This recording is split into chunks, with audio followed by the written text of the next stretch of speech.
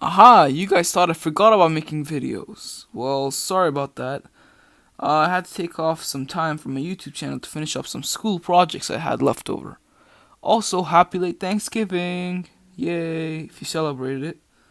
To make up for me being late, I wanted to make the following video a little bit more special. So without further delay, here is the rivalry of Ferrari and Lamborghini. First, I'll start with a little history lesson of Ferrari. The company's story officially began in 1947 when the first Ferrari emerged from the historic factory entrance on Via Abetone Inferiore in Maranello. I can't do Italian, but yeah. The 125S says it was known and embodied the passion and determination of the company's founder. Enzo Ferrari was born in Modena on February 18th, 1898 and sadly died in August 14th, 1988. He devoted his entire life to designing and building sports cars and, of course, to the track. Ferrari won its first Le Mans race in 1949 and later went on to win 8 more. That is until Ford beat Ferrari, finally. I'll probably make that into another video.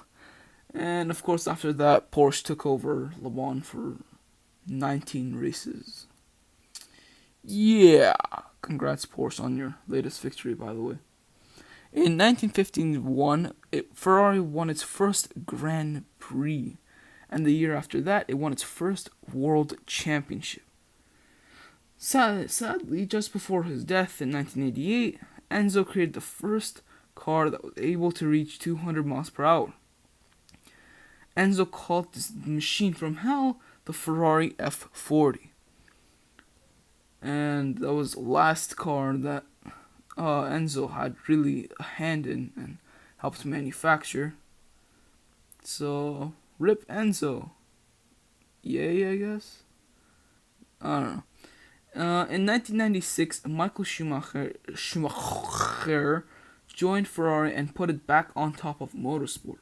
Schumacher was recently in a coma and isn't likely he will be getting behind the wheel ever again. Again, sadly. And now, a very, very brief history, I think it'll be around 2 minutes, of Lamborghini.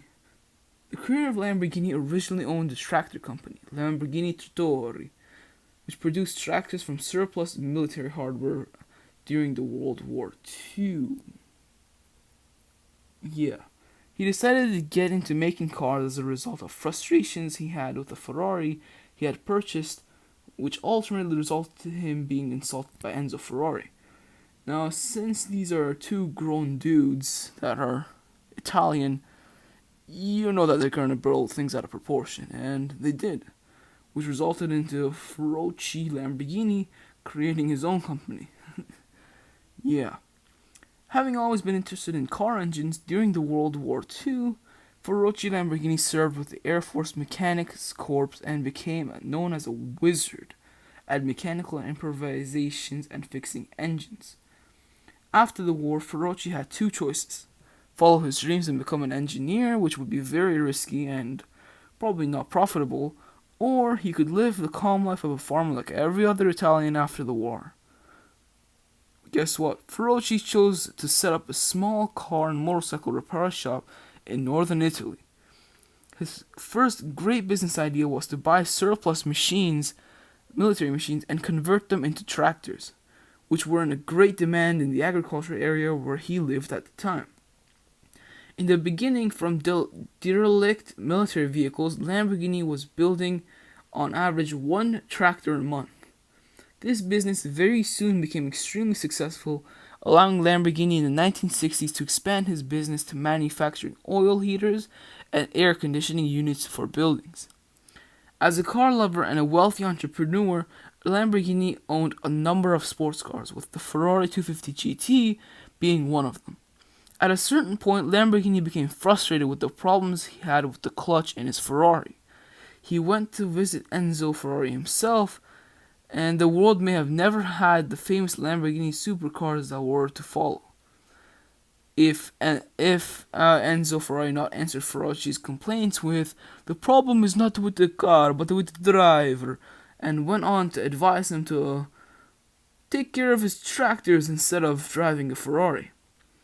Now, for a mechanical genius and an Italian, this kind of answer was not only insulting but an open challenge. With millions of liras, which was, I think, Italy's currency at the time, instead of euros, from his successful tractor business sitting around, Lamborghini decided to build his own car with a V12 engine, and founded an auto factory in the small town of Sant'Agata. Yeah, I don't know how to pronounce that. Sorry, Italians.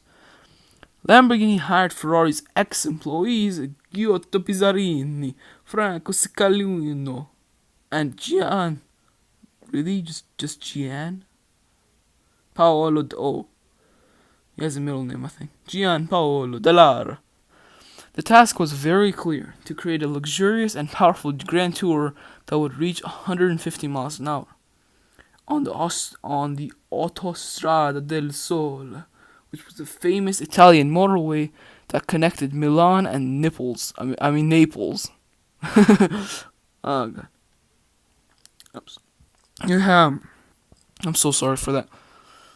The result of the whole conflict was the Lamborghini 350 GT, and the rest is history. Oh, and here's a bonus fact about Lamborghini. Ferruccio Lamborghini uses birth sign the Taurus bull as a symbol for his cars. Moreover, most of the cars were named in relation to bullfighting, or the famously bred bull, the Miura, after Don Eduardo Miura, who was a bullfighting breeder. Islero, after the bull that killed the famous Matador, the Manolete, and Espada is the name of a sword, a weapon of Matador. And you get the idea. And that was a rivalry of Ferrari and Lamborghini. Thanks for watching, guys, and see you all next time. Bye.